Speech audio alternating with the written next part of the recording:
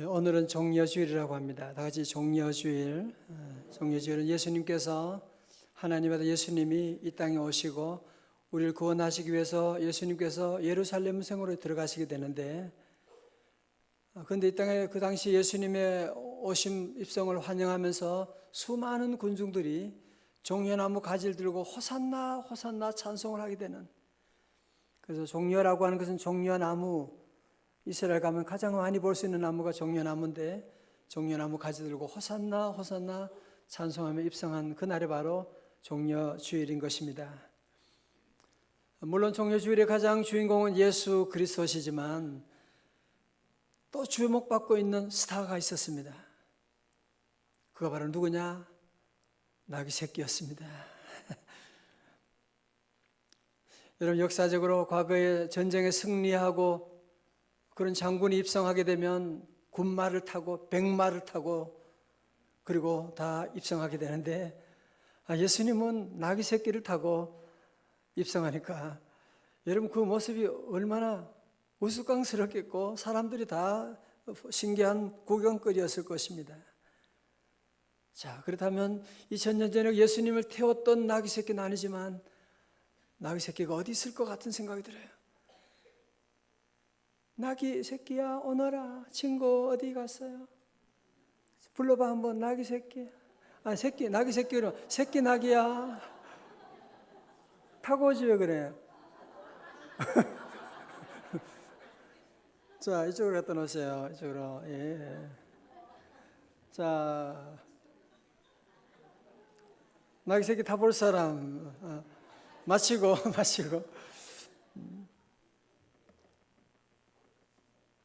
생각해보세요. 그래서 예수님께서 입성하실 때 이런 나귀 새끼를 타고 사람들이 볼 때 얼마나 우스꽝스러운 그런 장면이 되고, 자, 저는 오늘 그래서 이 나귀 새끼를 통해서 이 새끼 나귀가 종려주일에 경험했던 세 가지 은혜를 한번 나누려고 합니다. 첫 번째 은혜는 무엇이냐면 선택의 은혜입니다.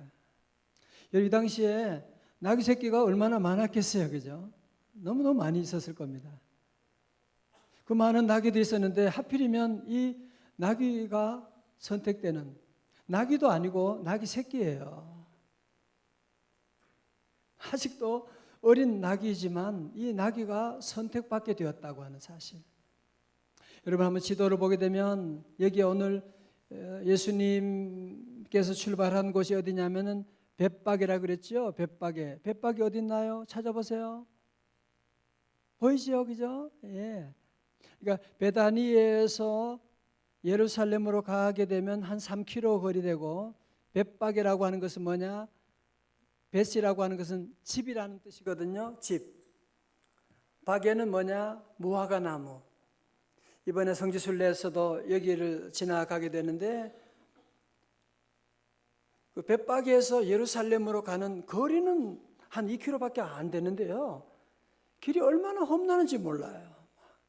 비탈길이고 오르막가라이고 내리막으로 가야 되고, 이런 길을 가는 가운데 특별히 우리가 첫 번째로 보는 것은 이 나귀 새끼가 선택받았다고 하는 사실, 하나님의 아들 예수님을 태우고 가는 이 축복을 받았다는 사실.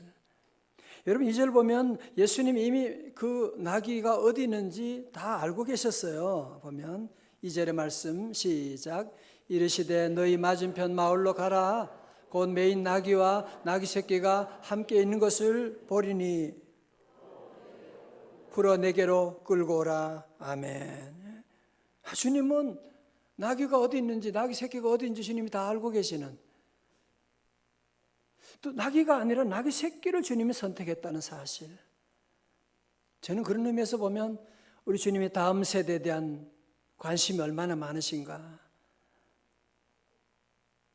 우리 교회는 다음 세대를 위해서 기도하고 있고, 우리 어린 자녀들 함께 이렇게 예배드리고 얼마나 감사하고, 주님은 나귀도 쓰시지만 오늘 특별히 나귀 새끼를 타고 가시고 나가는, 여러분 3절 보시면 주님은 이 나귀의 궁극적인 주인이 되신다고 하시죠.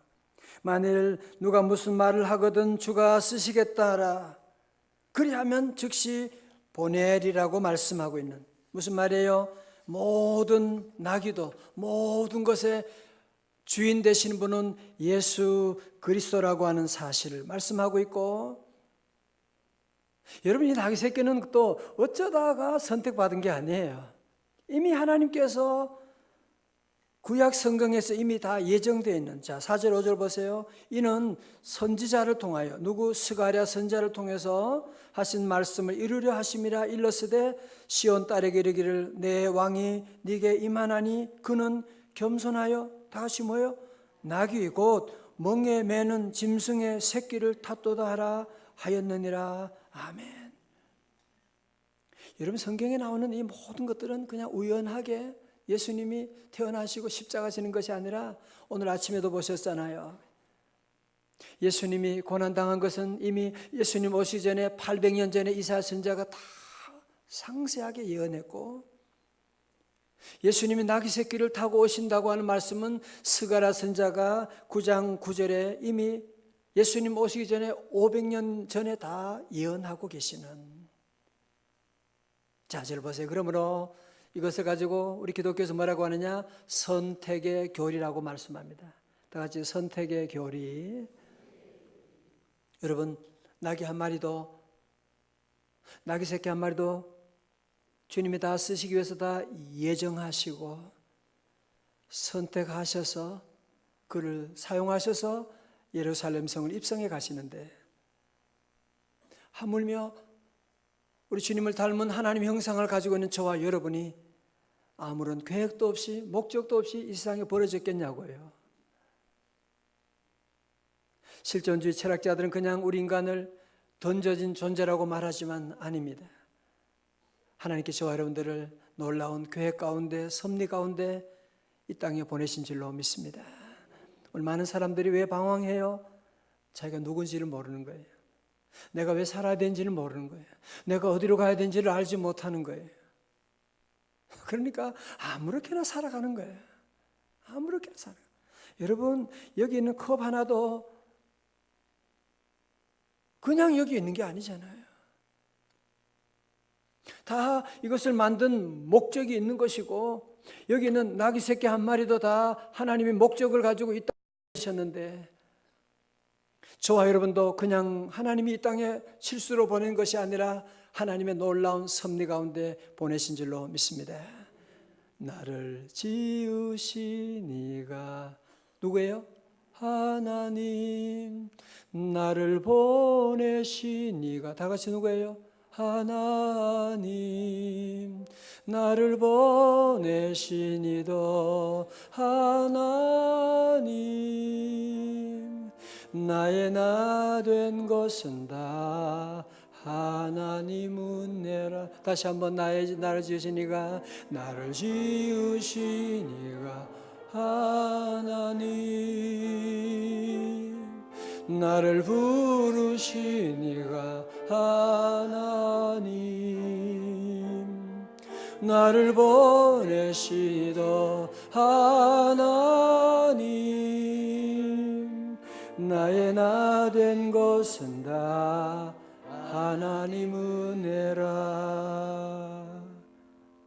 두 번째로 이 나귀는 고난의 은혜를 받게 됩니다. 여러분 사실 말이 그렇지 이 나귀 새끼가 예수님을 태우고 간다는 것이 쉬운 일이 아니었을 것입니다. 그것도 벳바게에서 예루살렘까지 가는데 그 여정이 얼마나 힘든지 모릅니다. 언덕길이고 비탈길이고, 이번에 가봤는데요 정말 계속 비탈길이고 내리막길이고, 그 길을 이 예수님을 모시고 간다고 하는 것이 얼마나 힘든 여정이었겠냐고요. 그러나 이 나귀 새끼는 아주 놀랍게도 예수님 모시고 신통하게도 그 가는 목적지를 향해서 그가 가고 있었다고 하는 사실이거든요. 성도 여러분, 오늘 저 여러분도 주님 모시고 믿음으로 살 때 고난이 있습니다. 예수 믿는다고 아무런 문제가 없는 것이 아닙니다.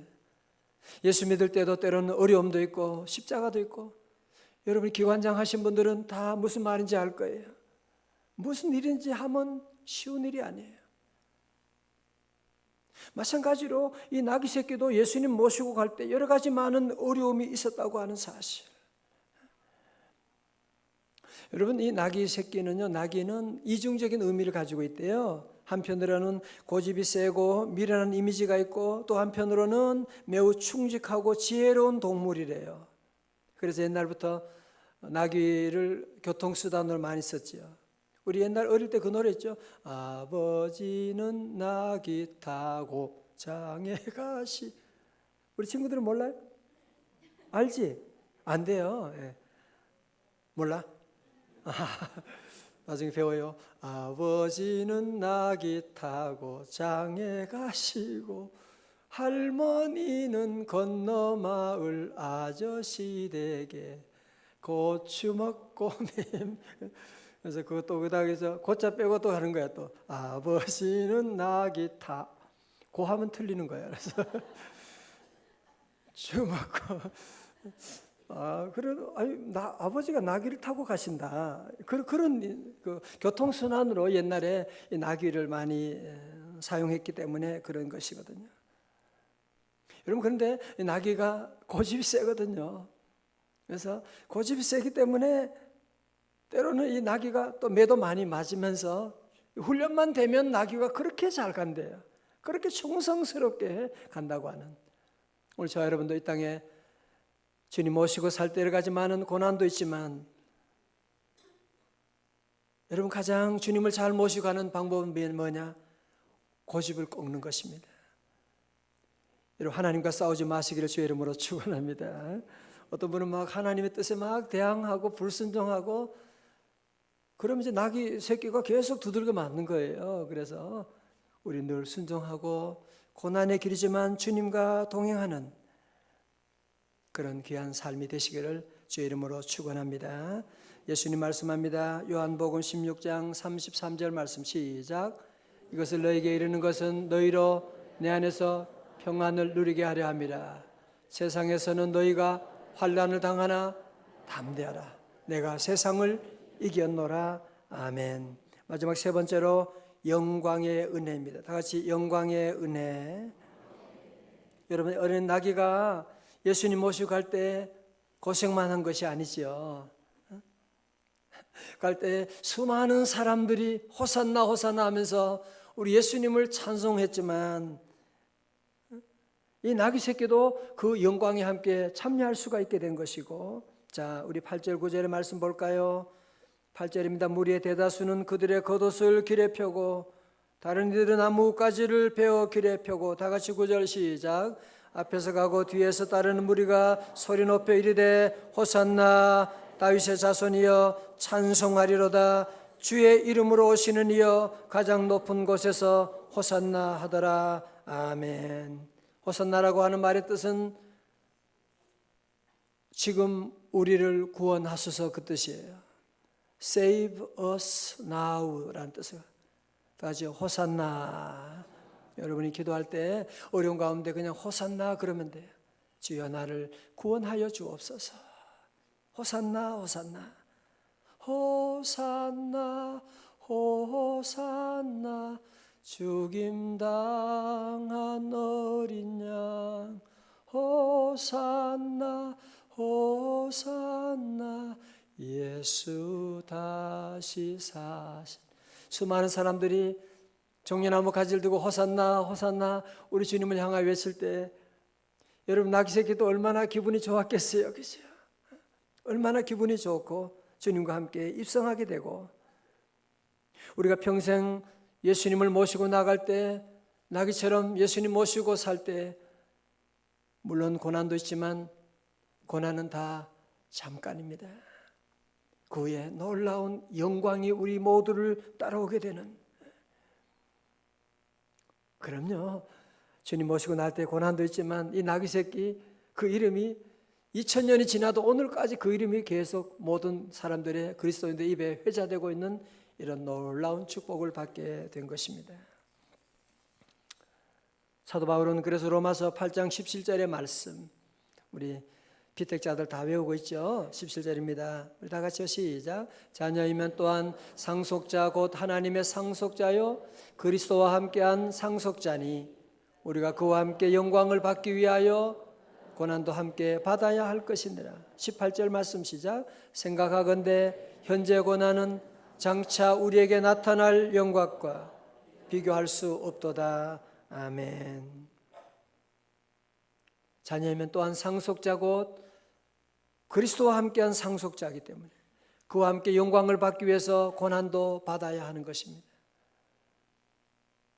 손흥민 선수가 요즘 축구를 잘하고 있는데 여러분 축구 선수가 되려면 수많은 고난이 있는 거 그거 다 지나가야 돼요.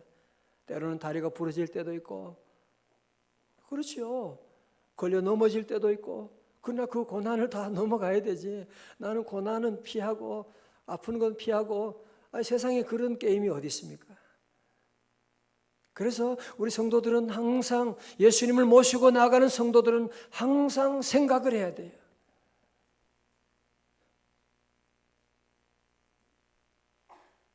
생각할 때 나의 오늘 모습과 형제들을 비교하면 안 돼요. 그건 여러분이 정확한 비교가 될 수가 없어요. 나와 남을 비교하면 안 돼. 우리 자녀와 옆집 자녀를 비교하면 안 돼. 겉에 보이는 모습을 비교할 수 있지만 그건 정확한 게 아니잖아요. 우린 그럼 뭘 비교해야 되느냐? 현재의 고난과 장차 우리가 받을 영광을 여러분 늘 생각해야 돼요. 어리석은 사람은 항상 현재 고난만 생각해. 힘들어. 회사 그만둬야지. 현재 고난 생각하면 그만두게 되죠. 그러나 항상 장차 올 고난을 생각해. 장차 올 영광을 늘 생각해야 돼요. 우리 학생들도 공부하기 힘들죠, 그죠? 때로 힘들고 그렇지만 여러분 지금 참고 지금은 힘들지만 앞으로 내가 대학교 가고 하나님 축복받아서 이제 내가 교회와 민족을 위해서 일할 그때를 생각하고 늘 준비하고 나가야 되지. 현재만 생각하는 사람은 고난을 절대로 이길 수가 없는 것입니다. 마지막 이야기 한 가지 하고 마치겠어요. 어느 미국 선교사가 젊어서 아프리카 대륙에 선교사로 나가서 일생 동안 선교사로 복음을 전하다가 이제 나이가 들어서 은퇴하기 위해서 배를 타고 대서양을 건너서 이제 미국 뉴욕 항구에 다다를 즈음에 성객들이 갑자기 밖으로 막 나가는 거예요. 이제 곧 내릴 때가 돼서 사람들이 준비하고 있는구나 라고 생각하고 선교사님도 갑판 밖으로 나가 보니까 사람들이 저 뉴욕 항구 저쪽을 바라보고 있는 거예요. 깜짝 놀랐어요. 왜냐하면 그쪽에 보니까 이 허드슨 강의 물결과 함께 성족의 물결이 출렁거리고 있고 군악대가 빵빠리를 높이고 무슨 일이지? 물어봤어요. 아니 왜 이렇게 수많은 사람들이 인파가 여기 뭐 하는 거예요? 아니 할아버지 이 배 타고 오시면서 그것도 모르셨어요? 지금 이 배는 미국에서 최초로 요트를 타고 대서양을 횡단한 한 젊은이가 함께 타고 있습니다. 미국 정부에서는 그 젊은이를 대대적으로 환영하기 위해서 이렇게 야단 법석이라 합니다. 노 선교사님 이 말을 듣자마자 너무나 화가 났어요. 아니 나는 내 평생을 젊어서부터 내가 호주에 가서 선교사로 헌신하며 일생 동안 헌신하다가 이제 일할 수 없어서 은퇴하게 돼서 다시 조국으로 돌아오는데 어느 누구도 나를 환영하는 사람이 없는데 젊은이가 요트 타고 대서양 한번 횡단한 것이 뭐가 대단해가지고 저렇게 야단 법석이란 말인가? 하나님께 항의하기 시작했어요. 하나님 해도 너무하십니다. 천하보다 귀한 생명을 구하는 일에 얼마나 중요한데 그것이 요트 타고 대서양 건너는 것과 비교가 됩니까?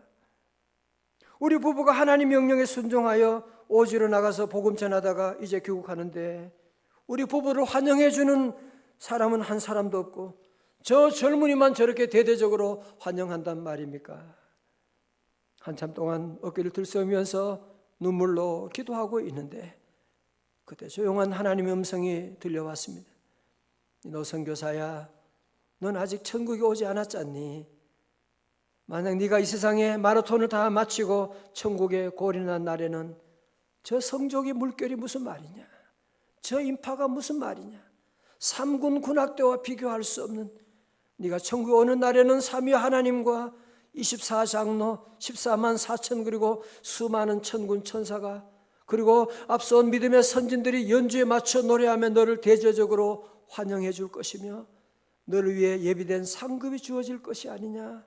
그러니 남은 코스를 더 열심히 잘 달리기를 바란다. 이런 세미한 하나님의 음성을 듣고 이 선교사님은 그 자리에 주저앉아 눈물을 흘리며 하나님께 회개 기도하며, 하나님 잘못했습니다. 어리석은 종을 용서하여 주시고 제가 세상적인 생각에 시험이 들었습니다. 앞으로 남은 인생을 잘 달려가겠습니다. 그런 간증이 있습니다. 사랑하는 성도 여러분, 믿음 생활하느라고 여러분 수고 많으셨습니다. 첫 번째 우리는 기억해야 돼요. 하나님의 이 나귀 새끼 같은 우리의 모습인데 뭐요? 하나님의 선택의 은혜를 늘 기억하고, 하나님 나를 선택해 주셨다. 두 번째로 주님을 위해서 받는 뭐요? 고난의 은혜가 있는 거예요. 이건 특권이에요. 아무나 받는 거 아닙니다. 여러분 대통령 위해서 좀 고생한다, 그거 특권이잖아요. 주님을 위해 당하는 고난은 특권이에요. 세 번째로 뭐가 있어요? 영광의 은혜가 있게 됩니다. 우리 모든 성도들 다 함께 우리 종려주일에 이 나귀 새끼 같은 우리들인데도 주님 잘 모시고 여러분 천국 갈 때까지 잘 달려갈 수 있기를 주님의 이름으로 축원합니다. 기도하겠습니다. 하나님 아버지, 예수님 모시고 가는 이 귀한 복을 우리에게 내려주시니 감사합니다. 때로 우리가 주님 모시고 믿음으로 살아갈 때 또 힘들고 지치고 넘어질 때도 있지만 끝까지 주님 바라보고 생각하건대 현재 고난은 장차 우리가 받을 영광과 비교할 수 없음을 늘 기억하고 영광의 자리까지 끝까지 잘 달려갈 수 있도록 하나님을 사랑하는 성도들 주의 능력의 오른팔로 굳게 붙잡아 주시옵소서. 예수님 이름으로 기도드리옵나이다. 아멘.